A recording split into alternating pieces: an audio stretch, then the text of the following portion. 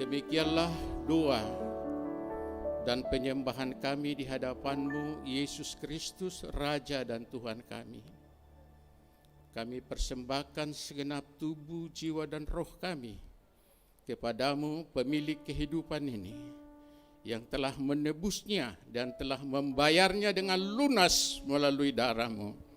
Untuk itu Tuhan, kami juga rindu untuk terus dituntun, diajari, dibawa kepada pengenalan yang benar tentang diri-Mu dan segala kehendak-Mu. Untuk itu berbicaralah, ajarlah kami, bawalah kami ya Tuhan kepada kehendak-Mu yang mulia. Terima kasih ya Tuhan atas perkenanan-Mu, mau membimbing kami di jalan-Mu, mau mengarahkan hati dan pikiran kami untuk tertuju kepadamu. Terima kasih Tuhan. Memberkatilah, buatlah nama-Mu terus diagungkan dan dimuliakan melalui kehidupan ini.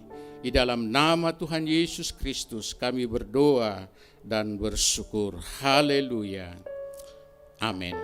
Dipersilakan kita duduk kembali. Salam. Terima kasih buat Tuhan. Saatnya kita lebih lanjut akan masuk dalam pemberitaan firman Tuhan. Saya mengajak kita membuka dari kitab Keluaran pasal yang ke-20. Ini bicara tentang ke-10 hukum Tuhan atau firman Tuhan. Pertama, terima kasih ini buat alat yang ini diingatkan saya tahun 70-an waktu SD, ada batu tulis pakai gerep gitu ya. Ya, jadi sekalipun masih terus belajar, tapi terima kasih sekali lagi bahwa kecintaan saudara juga buat pendetanya dan ingin juga pendetanya terus maju, terus bertumbuh. Terima kasih.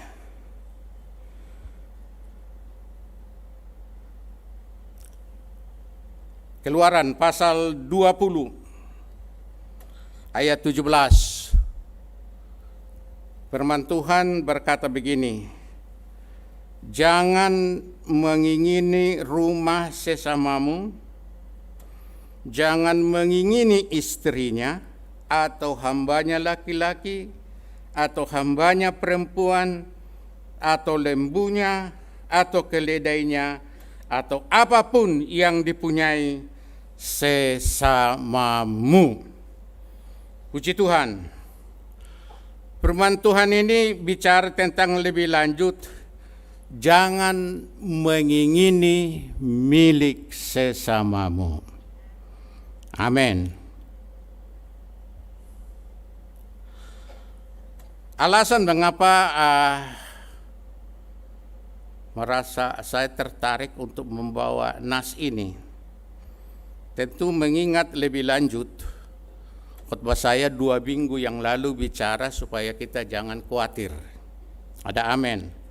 Karena kekhawatiran itu menyingkirkan damai sejahtera, karena kekhawatiran itu juga tidak menambahkan usia kita, kekhawatiran itu juga sebagai tanda bahwa kita adalah kurang percaya, kurang menaruh pengharapan kita kepada Tuhan. Oleh sebab itu, kekhawatiran itu hanya bisa dipecahkan, disingkirkan apabila kita berdoa. Apabila kita berdoa di dalam tema yang saya berikan, yaitu berdoa dengan apa? Doa dengan apa? Lupa semua.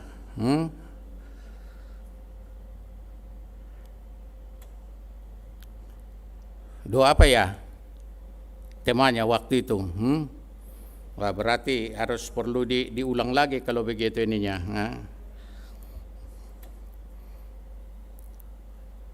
Doa yang nyambung, nggak begitu ya, yang terkoneksikan begitu ininya ya.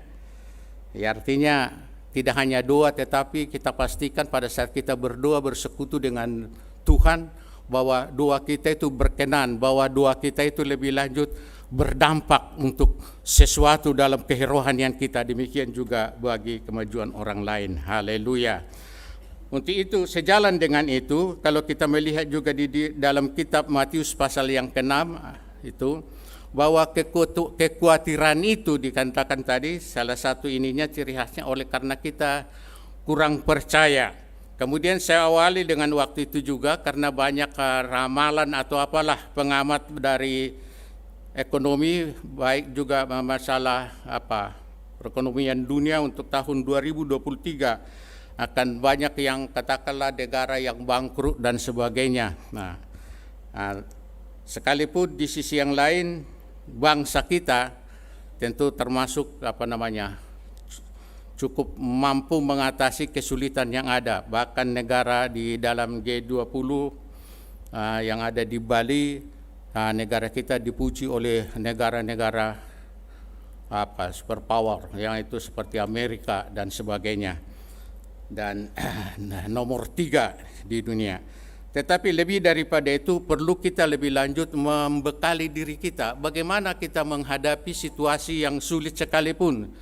Atau katakanlah kalau terjadi masa paceklik, bagaimana kita menyikapinya, bagaimana kita lebih lanjut bisa menang atasnya dan juga mendapatkan jalan keluar. Dalam pengertian kita tidak sampai terperosok, tidak sampai lebih lanjut iman kita gugur, kita berpaling kepada dunia ini atau meninggalkan Tuhan. Untuk itulah saudara-saudaraku yang dikasihi oleh Tuhan, salah satu hal yang perlu kita lebih lanjut, kita kikis dari diri kita, yaitu sikap ketamakan. Ada amin. Sikap ketamakan ini atau keinginan yang kuat untuk memiliki sesuatu. Dalam hal ini teks yang pada pagi ini untuk menginginkan milik orang lain. Itu yang lebih lanjut membuat kita banyak khawatir dan cemas. Sehingga juga kekuatan kita menjadi lemah juga termasuk juga kesehatan kita. Untuk itu saudara-saudaraku dari ayat tadi Keluaran 20 ayat 17 dikatakan supaya kita jangan mengingini. Yang pertama rumah sesama kita, istrinya, hambanya laki-laki atau hambanya perempuan. Hambanya laki-laki, hambanya perempuan ini bisa kalau zaman sekarang ini yang disebut will atau pil. Atau istrinya seperti tadi juga dinya itu bisa zaman sekarang juga ya saudara bisa mengatakan. Demikian juga lembunya atau keledainya zaman sekarang. Kalau lembu keledai lainnya, mersinya jangan inginkan saudaraku. Ada amin. Demikian juga lembunya dan keledainya, apapun yang dipunyai sesamamu. Paulus mengajar kita lebih lanjut kalau kita membaca seperti yang sudah saya sampaikan di dalam Filipi pasal yang keempat. Ayat ke-6 dan seterusnya, di sana dikatakan lebih lanjut, Paulus belajar hidup dalam segala hal. Bagi dia tidak menjadi suatu hal yang asing, sesuatu yang baru atau menjadi suatu tantangan yang terlalu serius pada saat diperhadapkan juga dalam keadaan lapar ataupun tidak memiliki apa-apa. Dalam segala hal, Paulus cakap. Dia katakan malah dalam ayat itu dalam segala hal dia cakap menanggung segala sesuatu. Demikianlah maksud juga kebenaran firman Tuhan yang disampaikan pada pagi ini, supaya kita di samping lebih lanjut mempunyai sikap tindakan yang benar pada saat diperhadapkan juga situasi kondisi tertentu pada saat tertentu kepada kita. Kiranya kita tidak sampai panik, tidak sampai cemas, tidak sampai lebih lanjut berpaling daripada iman kita. Tapi sebaliknya, biarlah segala kondisi dan situasi yang diperhadapkan dalam kehidupan ini justru memacu kerohanian kita, membawa kita lebih dekat kepada Tuhan, membawa kita lebih lanjut semakin bijak, semakin arif juga menata kehidupan ini dalam hari-hari ke depannya. Untuk itu saudara-saudaraku yang dikasihi oleh Tuhan, di dalam 1 Timotius pasal yang ke-6 ayat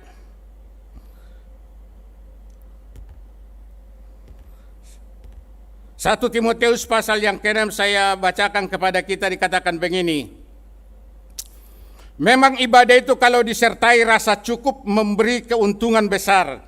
Sebab kita tidak membawa sesuatu apa ke dalam dunia dan kita pun tidak dapat membawa apa-apa keluar. Asal ada makanan dan pakaian, cukuplah. Tetapi mereka yang ingin kaya terjatuh ke dalam pencobaan, ke dalam jerat, dan ke dalam berbagai-bagai nafsu yang hampa dan yang mencelakakan, yang menenggelamkan manusia ke dalam keruntuhan dan kebinasaan. Karena akar segala kejahatan ialah cinta uang. Sebab oleh memburu uanglah beberapa orang telah menyimpang dari iman dan menyiksa dirinya dengan berbagai-bagai duka. Jikalau keinginan tadi tidak terkontrol, tidak bisa dikendalikan, hawa nafsu, ingin punya ini, ingin memiliki ini, ingin punya milik si A dan sebagainya. Dikatakan dalam ayat yang tadi, karena akar segala kejahatan ialah cinta uang. Menginginkan dengan kuat itu harta dunia ini. Sekali lagi, apakah kita salah memiliki harta? Tidak. Dalam Alkitab banyak tokoh-tokoh Alkitab yang diberkati berlimpah-limpah dan sebagainya. Tetapi kalau tujuan hidup kita hanya untuk itu, bahkan melakukannya dengan jalan yang melenceng, jalan yang salah, seperti yang dikatakan oleh firman Tuhan tadi, mengingini milik orang lain, dan lebih lanjut untuk mendapatkan keinginan tersebut, melakukan cara-cara yang tidak terpuji, bahkan yang membawa malu, yang membawa nama kita lebih lanjut di hadapan Tuhan atau nama Tuhan tercoreng. Untuk itu saudara-saudaraku yang dikasihi Tuhan, apa yang harus kita lakukan? Atau pertama, bagaimana kita menyikapinya? Pada saat tadi ada keinginan tadi. Semua kita ingin makan, ingin minum, ingin berpakaian, ingin punya rumah, ingin punya lebih lanjut kendaraan dan sebagainya. Ada amin. Tetapi di dalam semuanya itu, seperti yang dikatakan oleh Paulus, cobalah mengevaluasi, melihat diri kita dan segala kasih karunia yang Tuhan anugerahkan pada saat ini, pada saat lebih lanjut muncul keinginan-keinginan tadi. Apakah keinginan yang tadi dapat saya wujudkan dengan tidak mengganggu untuk katakanlah kewajiban hal-hal yang utama dalam kehidupan ini? Umpamanya contohnya, ini contoh saja. Karena kita ingin memiliki kendaraan, mobil. Memang sangat kita butuhkan untuk pekerjaan atau keluarga. Tapi coba evaluasi dulu. Pemasukan kita setiap bulannya berapa?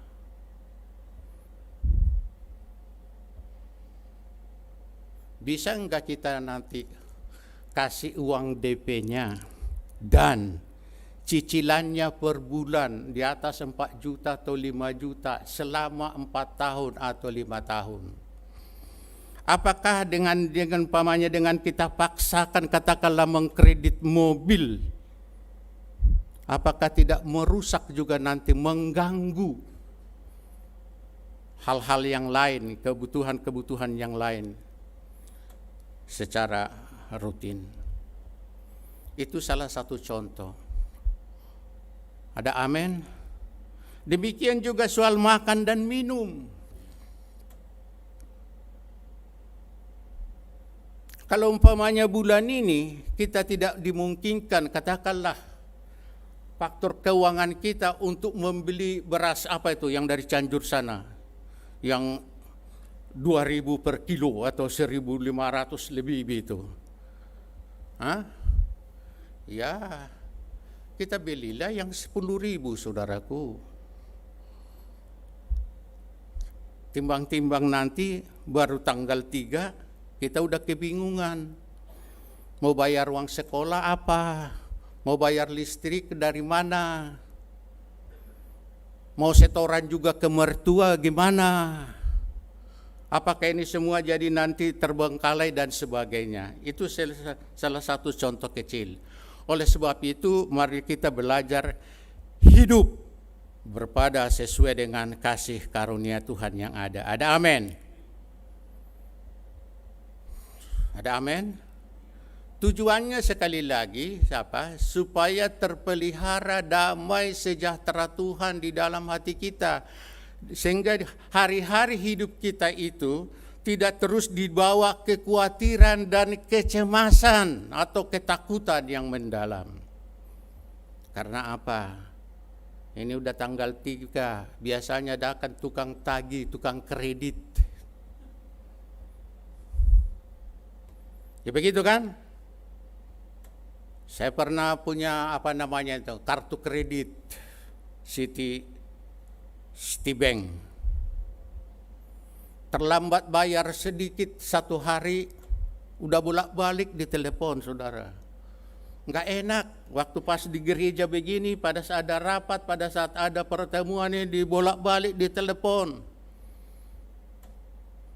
Bunganya juga terus dilipat gandakan untuk bayar berikutnya dan sebagainya. Akhirnya ini tidak sangat mengganggu, tidak membawa damai sejahtera. Akhirnya saya tutup. Memang sih punya kartu kredit waktu itu enak juga. Gagah-gagahan. Seperti punya teman pendeta, punya kartu kredit ada 5 sampai 7 gitu loh. Mau makan yang enak, beli aja langsung ya kan, makan aja gitu loh. Tinggal cuma tanda tangan aja. Kan dengan pakai kartu kredit. Tapi sekali lagi, model hidup, gaya hidup seperti itu tidak sepatutnya bagi anak-anak Tuhan. Ada amin? Yang berikutnya, saudara-saudaraku yang dikasihi oleh Tuhan, di dalam hal seperti ini, saya mau mengajak kita melihat beberapa contoh, 2 contoh, yaitu seseorang raja yang menginginkan, yaitu milik orang lain, termasuk yaitu istri orang lain. Itu siapa? Raja Daud. Kalau kita membacanya dalam 2 Samuel pasal yang ke-11 ayat sampai pasal 24 itu kisah tentang itu lebih lanjut. Namun kita baca dalam pasal 2 Samuel 11. Dikatakan di situ ayat 1, pada pergantian tahun pada waktu raja-raja biasanya maju berperang, maka Daud menyuruh Yoab maju beserta orang-orangnya dan seluruh orang Israel. Mereka memusnahkan Bani Amon dan mengepung kota Raba, sedang Daud sendiri tinggal di Yerusalem. Sekali peristiwa pada waktu petang ketika Daud bangun dari tempat pembaringannya, lalu berjalan-jalan di atas soto istana. Tampak kepadanya dari atas soto itu seorang perempuan sedang mandi. Perempuan itu sangat elok rupanya. Lalu Daud menyuruh orang bertanya tentang perempuan itu. Dan orang berkata, itu adalah Batseba binti Eliam, istri Uria orang Het itu. Sesudah itu Daud menyuruh orang mengambil dia. Perempuan itu datang kepadanya, lalu Daud tidur dengan dia. Perempuan itu baru selesai membersihkan diri dari kenajisannya. Kemudian pulanglah perempuan itu ke rumahnya. Lalu mengandunglah perempuan itu dan disuruhnyalah orang memberitahukan kepada Daud, demikian aku mengandung. Sampai di situ, tapi seluruh pasal ini pasal 11. Firman Tuhan tadi dalam Keluaran pasal 20 ayat 17, jangan mengingini istri apa? Sesamamu. Kalau kita membaca dalam ayat yang pertama tadi, tentu ini posisi Daud waktu sudah menjadi raja, sudah hebat, berjaya, punya otoritas, punya kuasa yang besar. Tapi di sisi yang lain, dalam kondisi seperti itu, biasanya raja ini, biasanya Raja Daud khususnya selalu ikut berperang. Tetapi kali ini, dia nggak ada di medan perang. Justru di Yerusalem, lagi santai-santai. Dia suruh panglimanya yang maju berperang.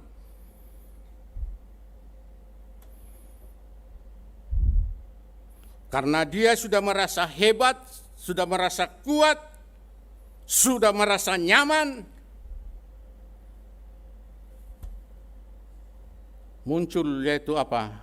Kesombongan, keangkuhan, dan merasa bisa. Dalam kondisi waktu dia santai, rileks, katakan dia naik ke atas soto rumahnya, kemudian dia melihat perempuan di sebelah sana sedang mandi. Dia tertarik, dia tergiur, kemudian dia meminta informasi, siapa gerangan wanita yang cantik, yang elok ini. Singkatnya, dia suruh-suruhannya untuk mendapatkan info tentang siapa wanita itu. Dan jelasnya didapat, yaitu adalah Batseba, istri Uria. Dia panggil, dibawa ke istananya, dan singkatnya seperti yang kita baca tadi, dia bersetubuh, berzina, melanggar hukum yang keberapa lagi itu, kemudian yang ketujuh, dan di dalam apa itu? Dan hasil perzinahannya lebih lanjut, pertubuhannya lebih, wanita ini mengandung.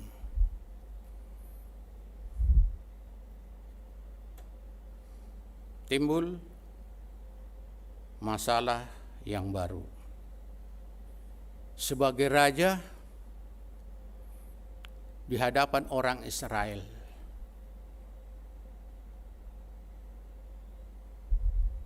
di mana lebih lanjut, kalau sampai ketahuan bahwa dia berzina, apalagi lebih lanjut dengan istri prajuritnya juga, dan sampai mengandung, ini celaka besar, ini aib besar. Maka dibuatlah skenario untuk menutupi perbuatan ini, dosa yang besar ini, aib ini, kejahatan ini. Skenario yang dibuat sama seperti apa yang kita tonton sekarang di pengadilan, ya kan? Skenario pertama, setelah melapor lebih lanjut Batseba, saya sudah mengandung. Kemudian skenario pertama dibuat oleh Daud, dia membuat surat kepada panglimanya di medan perang. Dengan pesan, suruh Uria balik dulu.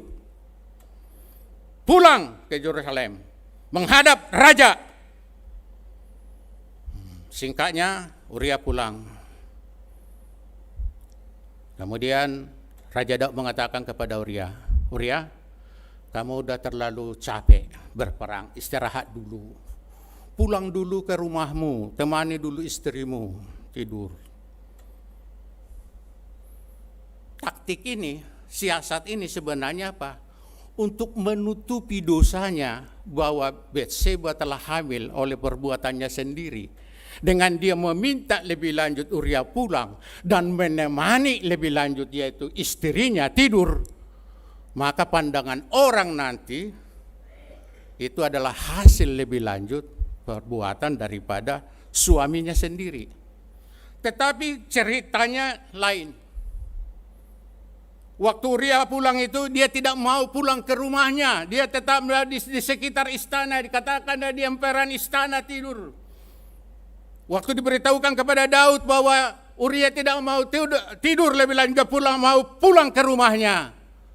Kemudian dipanggil Uria. Kenapa kau tidak pulang? Kita ke rumahmu. Uria berkata, bagaimana aku bisa pulang Tuan? Ke rumahku tidur enak-enak bersama dengan istri, sedangkan temanku di medan peperangan tabut perjanjian sudah dirampas. Wah, jiwa keprajuritannya, kepahlawanannya.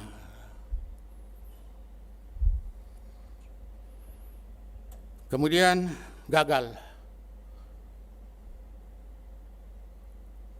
Rekayasa yang pertama, yang kedua diciptakan. Dipanggil lagi Uria ke istana, dikasih makan besar, termasuk makanan kita yang kita makan di sana Pak, yaitu lobster, disajikan. Dikasih minum, sampai lebih lanjut Uria mabuk, dengan harapan supaya dia suruh nanti juga sekali lagi, yaitu Uria pulang ke rumahnya bersama dengan istrinya. Itu pun nyatanya Uria tidak mau pulang ke rumahnya, dia tetap di istana situ. Gagal yang kedua juga, rekayasa yang kedua. Yang ketiga akhirnya Daud menulis surat kepada panglimanya di medan perang dengan pesan supaya Uria ini ditempatkan di posisi yang paling depan dalam menghadapi yaitu musuh dalam peperangan, dengan harapan supaya dia mati duluan, korban. Memang betul, Uria tak kalah ditaruh panglimanya lebih lanjut di medan perang di paling depan. Singkatnya Uria mati. Diberitahukanlah kabar ini kepada lebih lanjut panglima, demikian juga kepada Raja Daud bahwa Uria sudah mati. Kemudian dikatakan setelah selesai masa perkabungan, Daud mengambil yaitu Batseba, jadikan menjadi istrinya. Tetapi saudara-saudara yang dikasihi Tuhan, semua perbuatan ini, rancangan yang jahat ini, Tuhan mengatakan ini rancangan yang jahat di mata Tuhan. Kemudian dia mengutus yaitu Nabi, memberitahukan kepadanya dengan memberikan cerita, saudaraku. Isi ceritanya begini, dalam satu kota ada dua keluarga. Ada saudara raja yang mempunyai banyak hartanya, ternaknya dan sebagainya. Kemudian ada satu keluarga juga yang miskin, mempunyai satu anak domba yang paling disayang-sayangi dan juga suka menjadi temannya tidur juga, dikatakan. Berpestalah orang kaya ini yang punya banyak domba dan sebagainya, tetapi dia tidak mengambil lebih lanjut dari salah satu dombanya untuk disembelih, tapi dia mengambil domba seorang miskin ini. Tatkala diutarakan Nabi hal itu kepada lebih lanjut Raja Daud, bagaimana pendapat Tuhan? Wah, dia marah, geram. Itu harus dibinasakan orang kaya itu, yang memperlakukan lebih lanjut orang miskin lebih lanjut seenaknya saja dan sebagainya. Kemudian Nabi mengatakan, Andalah orangnya, Tuankulah orangnya. Di balik semuanya itu, saudara-saudaraku, yang mau saya inikan lebih lanjut ialah sesudah peristiwa ini, di samping dia dapat teguran dari Tuhan, ketika Uria masuk menghadap dia, kemudian lebih lanjut, berkatalah, atau saya tetapin, Uria lebih lanjut memberitahukan banyak hal yang akan terjadi baginya akibat perbuatannya yang jahat.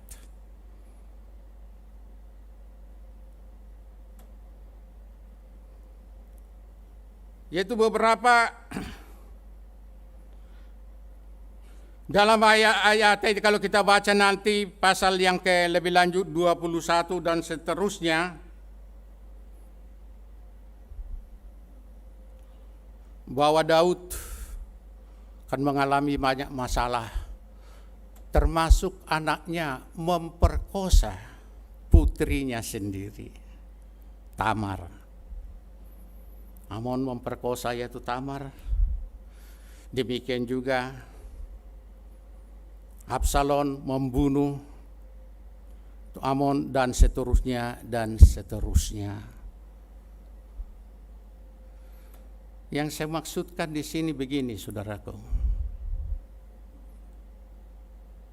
Jikalau kita merancang sesuatu, menginginkan sesuatu,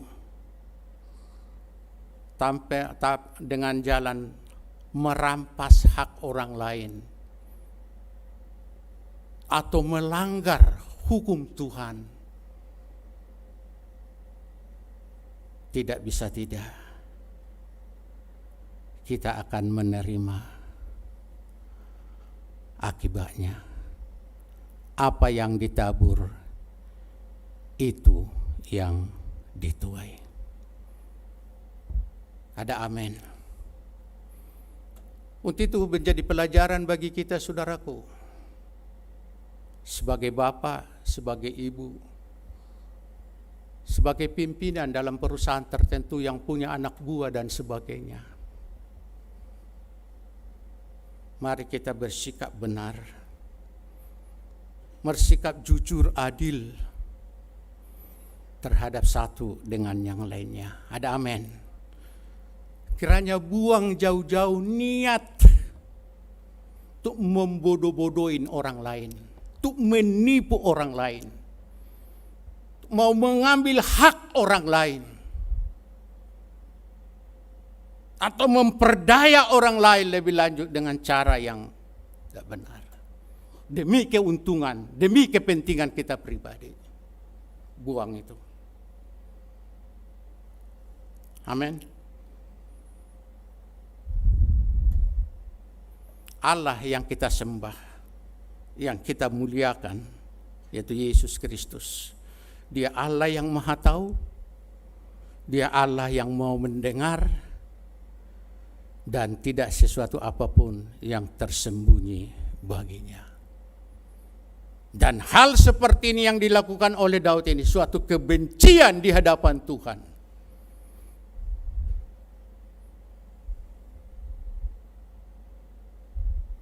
Sekalipun dia raja, Tuhan sendiri yang memanggil dia, mengurapi dia, menjadikan dia menjadi raja bagi orang Israel. Tetapi sebaliknya pada saat dia lebih lanjut menyimpang, melenceng, tidak hidup dalam kebenaran, Tuhan juga menghukum dia. Tuhan juga yang bertindak bagi jiwanya.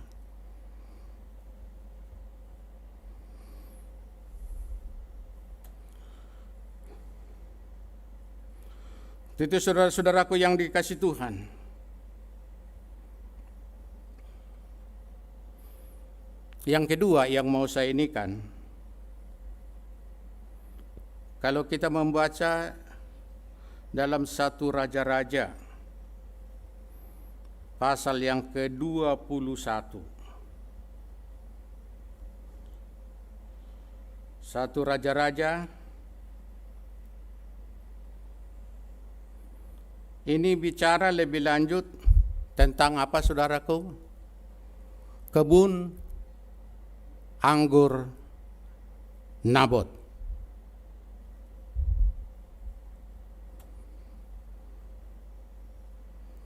Dalam kisah ini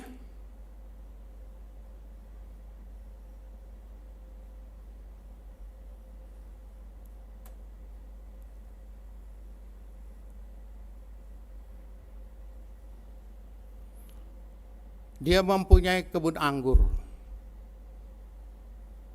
Kemudian raja, suami daripada Isabel, menginginkan kebun anggurnya ini yang dekat dengan istananya. Kemudian dia datang,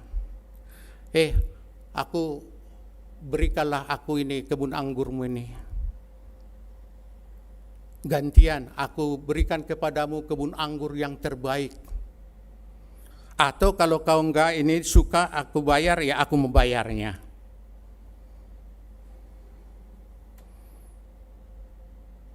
Tapi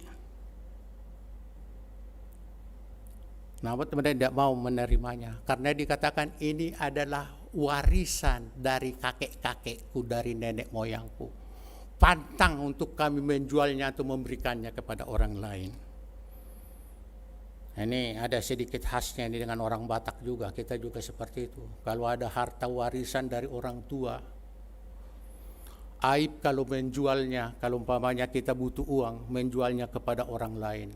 Jadi harus terutama juga kepada saudara kandung atau saudara itu satu rumpun.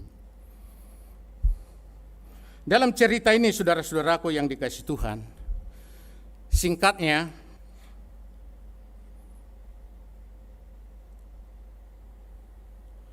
sakit hatilah Ahab waktu dia mendengar perkataan yaitu Nabot. Dia pulang ke rumahnya, dikatakan dia enggak mau makan, enggak semangat hidupnya. Kemudian Isabel tanya dia, kenapa kamu uring-uringan begitu? Kenapa kamu cemas begitu? Enggak mau makan juga. Kemudian Ahab menceritakan hal ini kepada istrinya. Kemudian istrinya memberikan respon tanggapan. Udah, kamu seorang raja yang punya berkuasa dan sebagainya, hal itu aja nggak bisa kamu atasi. Udah, biar aku yang ini. Nah, ceritanya seperti itu. Dia buatlah surat lebih lanjut.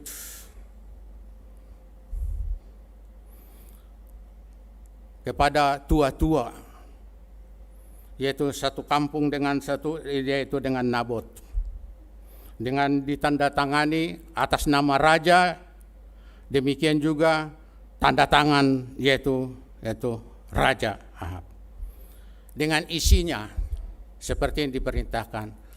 Diperkenan supaya lebih lanjut diadakan doa dan puasa. Kemudian lebih lanjut diturunkan 2 saksi yang akan berbicara lebih lanjut nanti di forum, dia mengatakan bahwa Nabot ini telah menghujat Allah, demikian juga telah menghujat raja.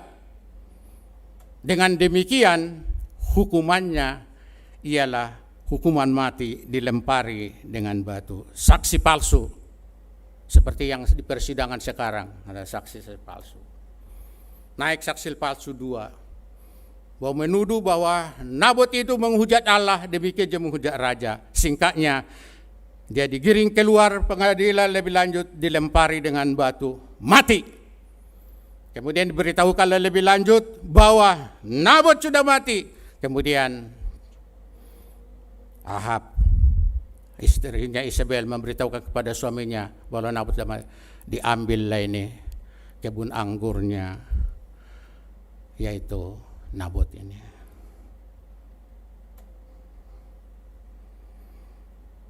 Apa hukuman Tuhan atas peristiwa ini yang kejam, yang sadis ini? Dalam 1 Samuel ayat 21, ayat 17 dan seterusnya dikatakan begini. Kalau kita membaca di dalam ayat-ayat itu,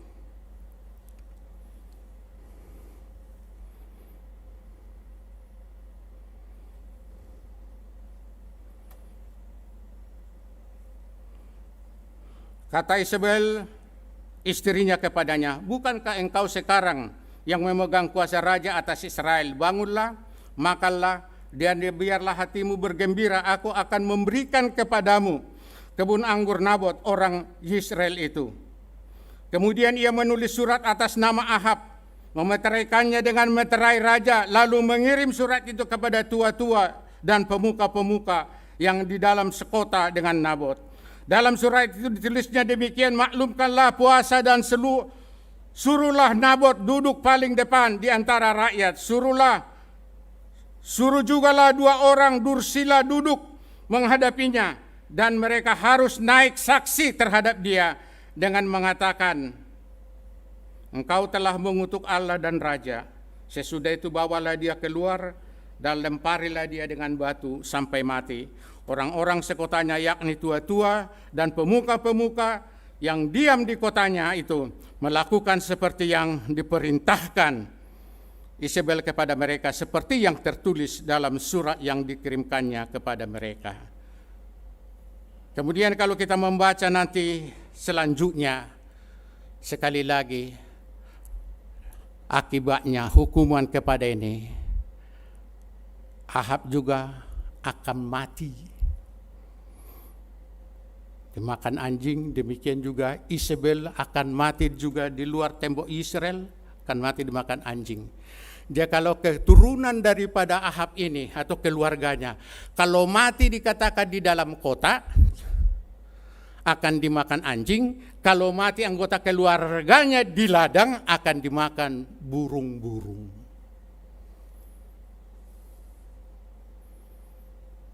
Dan banyak lagi hal yang lain.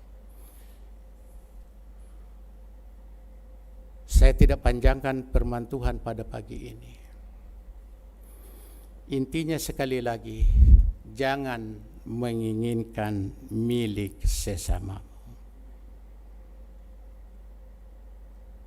Apalagi berusaha untuk mendapatkannya dengan cara yang keji, yang tidak terpuji,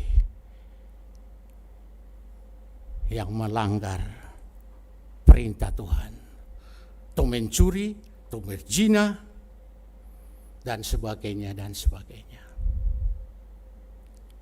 Tuhan mau, karena Tuhan berjanji akan memelihara kita. Amin, saudara.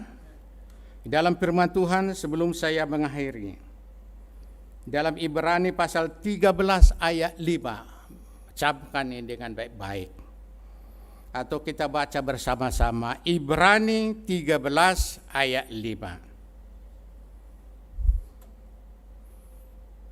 1, 2, 3. Janganlah kamu menjadi hamba uang, dan cukupkanlah dirimu dengan apa yang ada padamu. Karena Allah telah berfirman, aku sekali-kali tidak akan membiarkan engkau, dan aku sekali-kali tidak akan meninggalkan engkau. Ada amin? Cukup ini pegang, cukup ini imani, hidupi kebenaran ini. Jadi di dalam segala kondisi dan situasi apapun, kita akan tertolong, akan diselamatkan. Tidak perlu membangun akal-akal yang licik. Amin. Kembangkan sikap yang jujur, yang tulus, dan yang benar.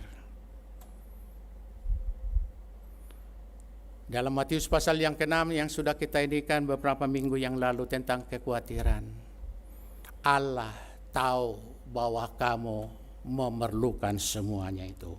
Bapamu yang di surga tahu bahwa kamu memerlukan semuanya itu. Oleh sebab itu, simpulannya diberikan dalam ayat 33, carilah dahulu kerajaan Allah serta kebenarannya, maka sekaliannya akan ditambahkan kepadamu. Jadi yang perlu untuk kita cari, yang perlu untuk kita prioritaskan, utamakan dalam hidup ini ialah bagaimana agar hidup kita hari lepas hari berkenan kepada Tuhan. Ada amin. Bagaimana hidup kita hari lepas hari menyenangkan hati Tuhan. Bagaimana hidup kita dan keluarga kita hidup dalam kebenaran. Ingat, Tuhan mengatakan burung-burung di udara dipelihara, rumput di ladang didandani oleh Tuhan. Apalagi kamu, hai orang yang kurang percaya, katanya. Oleh sebab itu, saudaraku yang dikasihi Tuhan, yang perlu kita bangun ialah iman percaya kita. Mari lihat lebih lanjut apa itu? Peristiwa umat Tuhan, bagaimana Tuhan memelihara orang Israel selama 40 tahun. Mereka hanya cukup diminta kepada mereka tunduk dan taat kepada pimpinan Tuhan yang dinyatakan lebih lanjut melalui tiang awan dan tiang api. Dan sesudah itu juga tentu ada hukum-hukum yang diberikan oleh Tuhan. Apakah mereka ada yang kelaparan? Tidak ada, seperti peristiwa yang di Tangerang, satu keluarga mati oleh karena kelaparan katanya.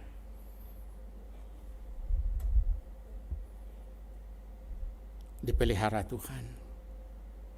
Malah rencana Tuhan mau memberikan kepada mereka suatu negeri, suatu tanah yang berkelimpahan madu dan susunya, yang akan diwariskan kepada mereka dan generasi kepada lepas generasi.